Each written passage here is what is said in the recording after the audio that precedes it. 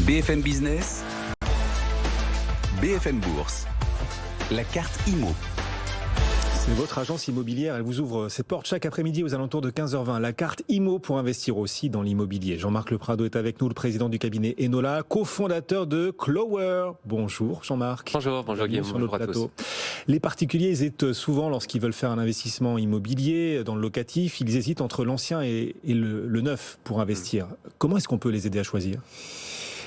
Grande question que beaucoup effectivement d'investisseurs se posent. Il n'y a pas de recette miracle et il n'y a pas de réponse évidemment toute faite.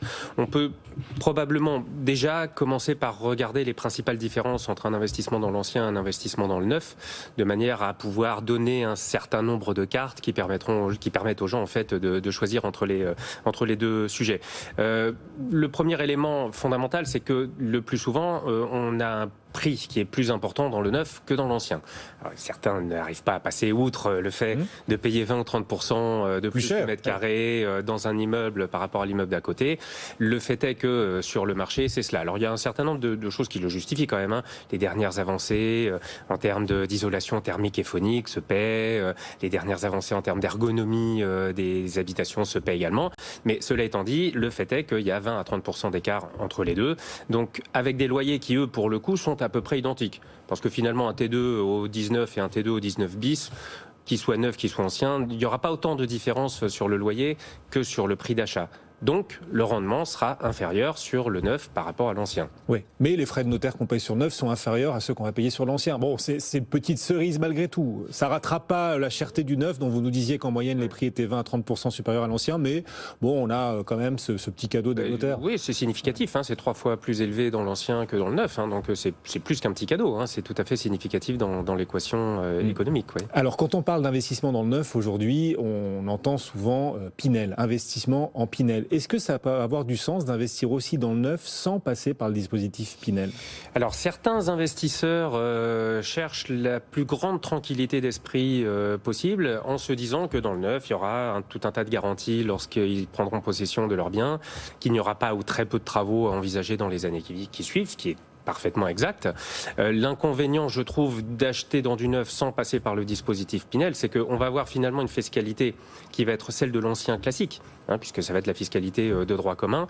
Donc on va avoir l'inconvénient de l'ancien sans avoir l'avantage du neuf qui est l'économie d'impôt. Dans l'équation, ça change quand même assez fondamentalement les choses. Il faut être très très motivé et préférer du neuf à de l'ancien plutôt récent ne me semble rarement être la meilleure de toutes les opportunités. Oui, quitte à investir dans le neuf dans la mesure où le neuf est plus cher que l'ancien, essayez de profiter des avantages fiscaux qui s'offrent à vous, et c'est le cas par exemple lorsqu'on investit en Pinel, sauf que l'avantage fiscal, il a une date de fin quand même en Pinel.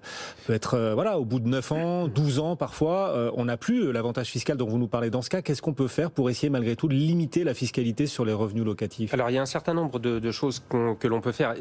Ce qui me semble le plus important de tout, c'est quand on démarre son investissement, c'est de ne pas regarder seulement, quand on fait un Pinel, les 9 premières années qui sont extrêmement sympathiques, les 3 années qui suivent qui sont plutôt agréables, mais de regarder également ce qui va se passer après, parce que dans tout ce qu'on peut faire, il y a un aléa. Par définition, il y a l'aléa de revendre son bien à ce terme-là. Il y a l'aléa, alors j'entends certains vendeurs dire on passe en meublé.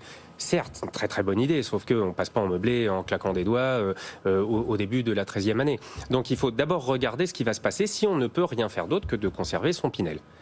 Comme je le disais, dans les éléments qui peuvent être tout à fait intéressants, regardez l'opportunité de vendre son bien après les 12 années, on va dire, au cours desquelles on a pu faire de l'économie d'impôt, est tout à fait sensé. On a du temps devant soi, il faut avoir du temps pour pouvoir libérer l'appartement de son locataire, le cas échéant, mais ça peut être tout à fait intéressant.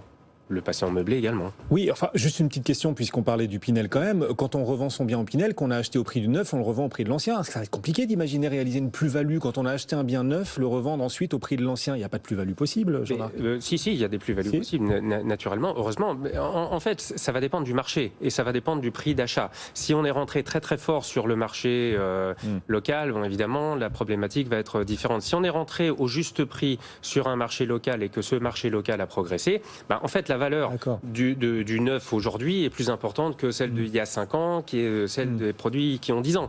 Donc en fait, ce sont des courbes qui sont presque parallèles. Et on voit par ailleurs des Pinel qui avaient été contractés, négociés il y a quelques années, revenir aujourd'hui sur le marché parce qu'avec la crise Covid, certains investisseurs ont eu des problèmes de financement et certains biens donc reviennent sur le marché au prix d'il y a quelques années, ce qui peut constituer, offrir quelques opportunités à ceux qui nous écoutent. Oui, je sais que traditionnellement, on fait de belles opérations en achetant de l'ancien relativement récent. Bon, on a parlé beaucoup du neuf pour les investisseurs locatifs. On va maintenant zoomer sur l'ancien. Si on va vers l'ancien classique, on peut choisir la location meublée. Là, c'est possible. C'est plutôt une bonne idée, même la location meublée, quitte à investir dans l'ancien. Alors, d'un point de vue fiscal, aucune ambiguïté. Le fait d'être en location meublée offre par définition une bien meilleure fiscalité que la location classique dans une location nue. En revanche, par la mécanique du fait qu'on n'est plus en revenu foncier, mais on est dans les bénéfices industriels et commerciaux, qu'on peut opter pour l'amortissement de son bien, ce qui fait que la fiscalité se réduit à sa plus simple expression dans ce cadre-là.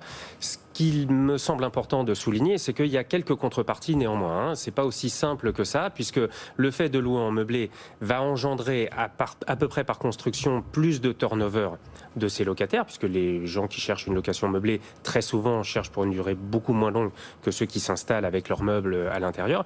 Il faut en tenir compte. Il y a un petit peu plus de complexité. C'est difficile de se passer d'un comptable, par exemple, quand on veut faire de la location meublée, ou par un site de comptabilité en ligne.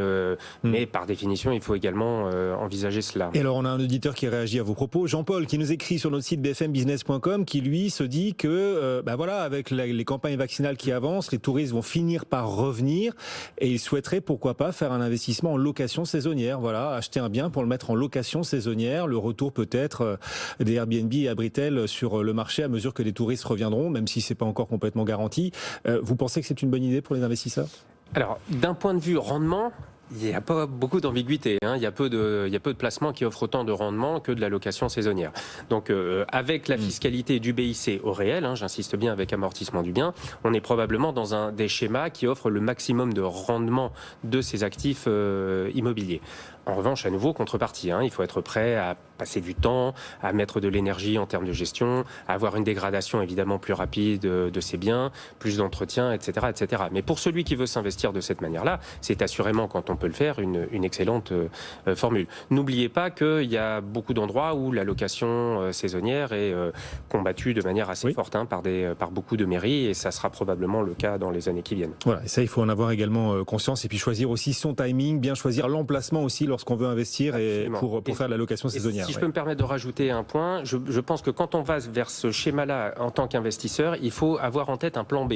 Si vous investissez avec de la colocation, de la location saisonnière avec un très fort rendement, mettez-vous dans la position où à un moment ou un autre vous ne pouvez plus le faire et vous devez passer en location annuelle. Que se passe-t-il dans votre équation économique ? Je pense que c'est une bonne question à se poser avant de se lancer. C'est ça. Et ceux qui avaient investi en location saisonnière il y a quelques années, qui ont subi la crise Covid et donc plus de locataires parce que plus de touristes, aujourd'hui reviennent dans la location classique. Et c'est vrai, il faut toujours imaginer le plan B avant de choisir un investissement. Absolument. Jean-Marc Leprado, le président du cabinet Enola, était avec nous, le cofondateur aussi de Clower, Qlower. Vous nous expliquerez ce que c'est, tiens, Clower. À l'occasion, avec plaisir. Bienvenue, merci beaucoup Jean-Marc Leprado.